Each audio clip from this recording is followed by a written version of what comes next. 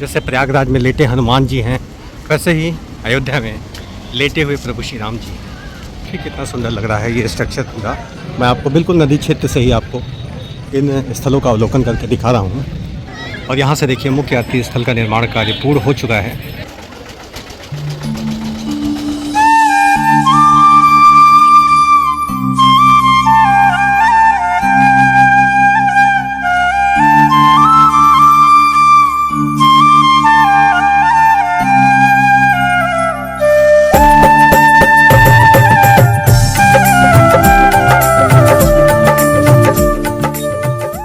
राम राम मित्रों, मैं प्रभु श्री राम का वंशज अभयवीर आपका चैनल में हार्दिक स्वागत एवं अभिनंदन करता हूं।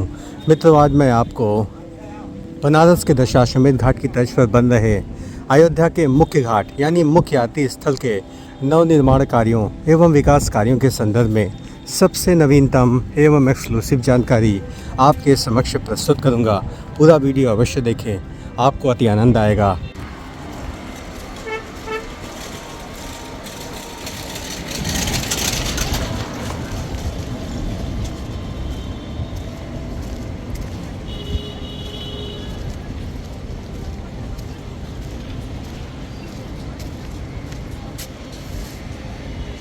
ये देखिए प्रभु श्री राम की विशालकाय लेटी हुई प्रतिमा बनी हुई है। देखिए,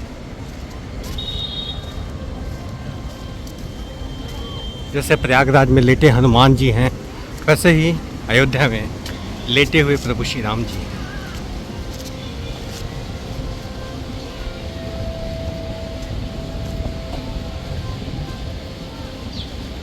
ऊपर देखिए सूर्य तिलक लगा है, सूर्य का आभामंडल है। प्रभु श्री राम सूर्य वंश में जन्मे थे, उसी को यहाँ दर्शाया गया है।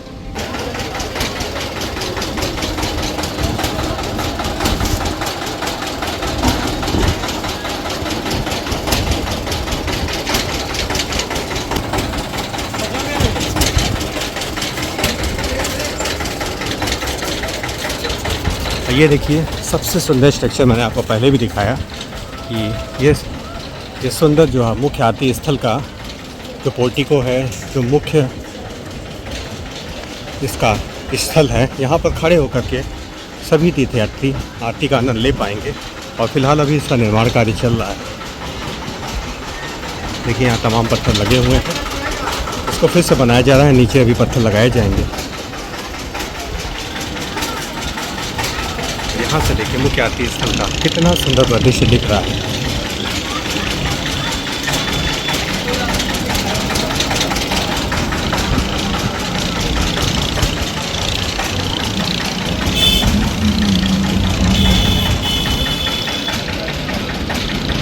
और देखिए सारे स्ट्रक्चर एक दूसरे से जुड़े हुए हैं, रिंग बना हुआ है। ये पूरी तरीके से बनकर तैयार हो चुका है।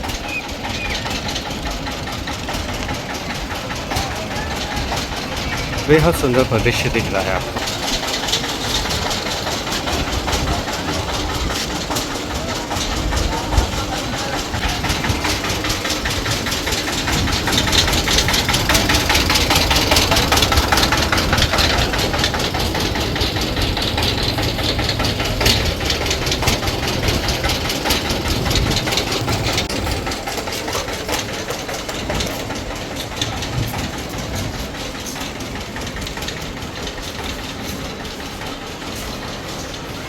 देखिए यहाँ पर फर्श लगाने का काम लगभग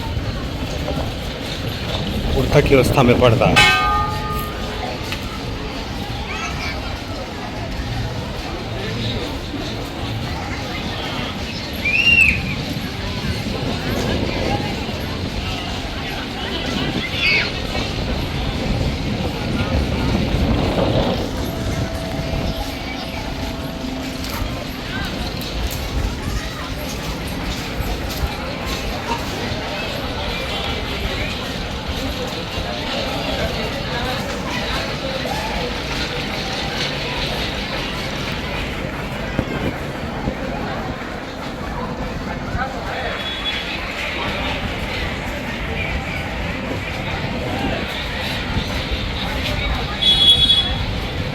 रास्ता बदल दिया गया है। मित्रों, आप सामने देख सकते हैं कि सरयू घाटों का निर्माण कार्य लगभग पूर्णता की अवस्था में पहुंच चुका है। और देखिए यहाँ सुंदर सीढ़ियाँ पूरी तरीके से तैयार हो चुकी हैं। देखिए पूरा घाट लगभग तैयार होने की अवस्था में है और लगभग निर्माण कार्य पूर्ण कर लिए गए हैं। और मैंने आपको पहले ही बताया था कि यह सरयू नदी का बेहद सुंदर परिदृश्य है। और सरयू को निर्बाध जल नहीं मिलता है क्योंकि यह पूरी तरीके से वर्षा के जल और नेपाल की नदियों के में जल के आवागमन पर ही निर्भर करता है। तो यहाँ पर जो जल के स्रोत सीमित हैं, तो सरयू नदी में निर्बाध जल के लिए कुछ न कुछ योजनाएं बनानी चाहिए ताकि यहाँ भी वर्ष पर जल रहे तो लोगों को बोटिंग का सुंदर आनंद मिल सके। और देखिए ये सरयू घाटों का बेहद खूबसूरत परिदृश्य है। बिल्कुल दशाश्वमेध घाट की तरह इस घाट का भी निर्माण कार्य करवाया गया है। ये देखिए कितना सुंदर लग रहा है ये।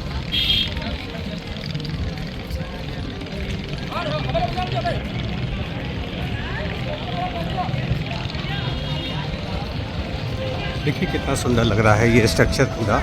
मैं आपको बिल्कुल नदी क्षेत्र से ही आपको इन स्थलों का अवलोकन करके दिखा रहा हूँ। और पूरी तरीके से इसको हाईटेक बनाया जा रहा है। और ये घाट इतना अधिक खूबसूरत लगेगा जब शाम को 6:30 बजे आरती जो आयोजित होती है। आप यहाँ ज़रूर उपस्थित हो। आप अयोध्या आएँ, हनुमानगढ़ी दर्शन करें, राम मंदिर दर्शन करें। इसके बाद आप आरती में 6:30 बजे ज़रूर शामिल हों, आपको काफ़ी आनंद आएगा। और देखिए मुख्य जो आरती स्थल है इसका निर्माण कार्य पूर्ण हो चुका है। देखिए बेहद खूबसूरत लग रहा है ये।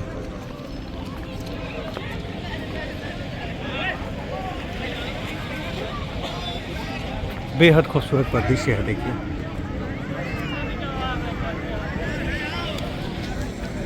और यहाँ से देखिए मुख्य आरती स्थल का निर्माण कार्य पूर्ण हो चुका है। देखिए स्टील का जो यहाँ पर रिंग की आकृति में जो शेड था वो बन चुका है और इसी पर लाइटिंग करके इसको रात्रिकालीन परिदृश्य में बेहद खूबसूरत बनाया जाएगा। देखिए अब हम सीढ़ियों से ऊपर की ओर चढ़ रहे हैं मुख्य आरती स्थल की ओर। देखिए बहुत ही सुंदर स्ट्रक्चर है देखिए, जो कि बनकर पूरी तरीके से तैयार हो चुका है। और देखिए इनकी संख्या मैंने बताई थी 9 है। 1 2 3 4 5 6 7 8 9, कुल इनकी संख्या 9 है।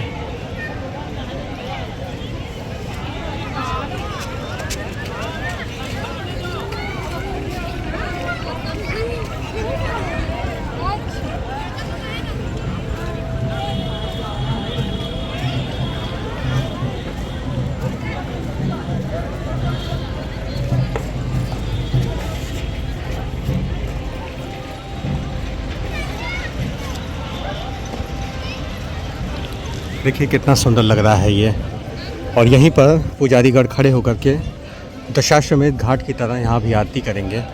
ये देखिए संगमरमर का पूरा यहाँ पर स्ट्रक्चर बनाया गया है और इसी पर सुंदर लाइटिंग करने के बाद ये पूरी तरीके से तैयार हो जाएगा। और यहाँ पर आरती रात्रि काल में आयोजित होती है 6:30 बजे से शाम को। आप सभी 6 बजे ही यहाँ उपस्थित हों और 6:30 बजे से जब आरती आरंभ हो तो यहाँ हज़ारों की भीड़ एकत्रित होती है श्रद्धालुओं की।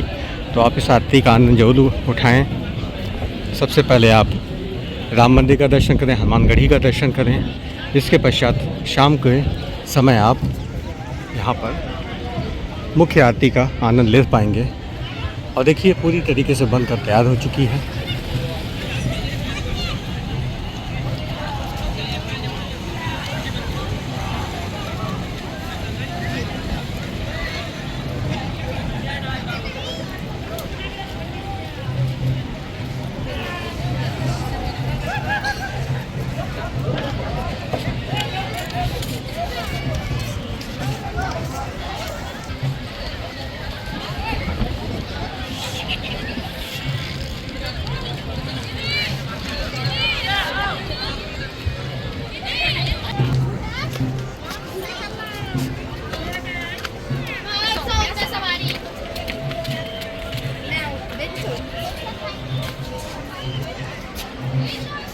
यहाँ से देखिए कितना सुंदर दिख रहा है ये बेहद मनमोहक दृश्य ये देखिए आरती स्थल। और ये रिंग नुमा देखिए, इसमें रिंग लगी हैं 1 2 3 4 रिंग इसमें लगाई गई हैं। सबसे बड़ी रिंग सर्कुलर स्पेस में है देखिए, सर्कुलर शेप में है देखिए। और बिल्कुल मंदिर की तरीके से ये खूबसूरत स्ट्रक्चर बनाया गया है और रात्रि काल में बेहद खूबसूरत लगेगा। और देखिए यहाँ म्यूरल के माध्यम से भी पत्थरों के यहाँ पर दर्शाया गया है, there is a beautiful lake on the mount Kailash which is the manifested by the Brahma ji with his mentor resolution. It is called the Mansarovar because it is the manifested through the mind. Thus the holy river is known as the Saryu because of the origin from Brahmsar. देखिए सरी नदी का जो, देखिए इसके विषय में बताना चाहूँगा कि कैलाश पर्वत पर एक सुंदर सरोवर, देखिए कैलाश पर्वत के विषय में सुना होगा, कैलाश मानसरोवर यात्रा के विषय में, तो उसी पर लिखा हुआ है कैलाश पर्वत पर एक सुंदर सरोवर है जिसे ब्रह्मा जी ने अपने मानसिक संकल्प से प्रकट किया था। अब मन के द्वारा प्रकट होने से वह मानसरोवर कहलाता है। ब्रह्मसर से निकलने के कारण ही यह पवित्र नदी सरयू के नाम से विख्यात है। देखिए सरयू नदी का जो उत्पत्ति हुई है उसके विषय में यहाँ जानकारी दी गई है कि किस प्रकार से ब्रह्मसर से सरयू नदी का उद्गम माना जाता है। देखिए ब्रह्मा जी की सुंदर आकृति बनी हुई है, यानी इसके जो इतिहास पर भी बहुत अधिक ध्यान दिया गया है। इसके लिए जो रिसर्चर हैं उनके वे भी धन्यवाद के पात्र हैं। और देखिए सरयू नदी का परिक्षेत्र, लोग बोटिंग का आनंद ले रहे हैं, यहाँ स्नान कर रहे हैं पवित्र सरयू जल में। सरयू नदी को नदी तमा भी कहा जाता है, नदियों में श्रेष्ठ नदी कहा जाता है। और सरयू पर बहुत से बहुत ही गाने भी बने हैं। और देखिए भगवान शिव की कितनी सुंदर यहाँ आकृति बनी हुई है, देखिए त्रिशूल लिए हुए। और ये कैलाश पर्वत दिख रहा है।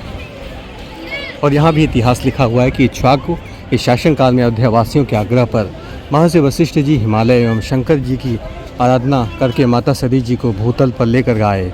तब से यह वशिष्ठ नंदिनी भी कहलाने लगी।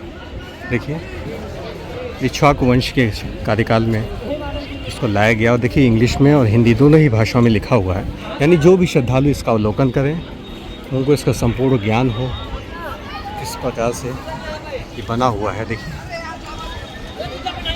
और देखिए ये सरयू पुल है। मैंने आपको पहले ही बताया था कि सरयू पुल का निर्माण कार्य वैकल्पिक तौर पर इसके बगल ही किया जाएगा। और क्योंकि ये 60 साल से अधिक पुराना हो चुका है और 60 साल के बाद ये जर्जर स्थित में है, इसलिए यहाँ पर भारी वाहनों का प्रवेश पूरी तरीके से प्रतिबंधित किया गया है। तो जल्द ही इसके बगल वैकल्पिक पुल का निर्माण कर किया जाए, इस प्रकार से ये 4 लेन हो जाएगा। तो ये अयोध्या तथा गोंडा को जोड़ता है ये पुल, सरयू पुल जो है काफ़ी खूबसूरत है। और यहीं से आतिशबाजी की जाती है। आतिशबाजी का सबसे भव्य नज़ारा इसी सरयू पुल से आपको दिखता है हर वर्ष दीपोत्सव में।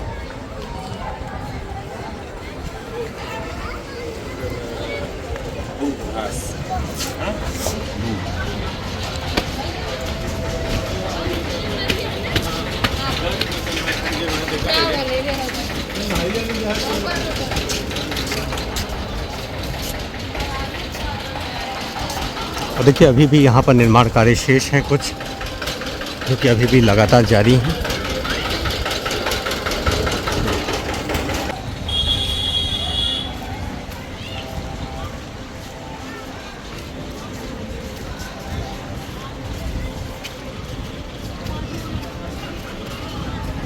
देखिए यहाँ लगभग निर्माण कार्य पूर्ण कर लिए गए हैं और मुख्य घाटों को बेहतर बनाने के उद्देश्य से इस प्रकार के निर्माण कार्य किए गए हैं।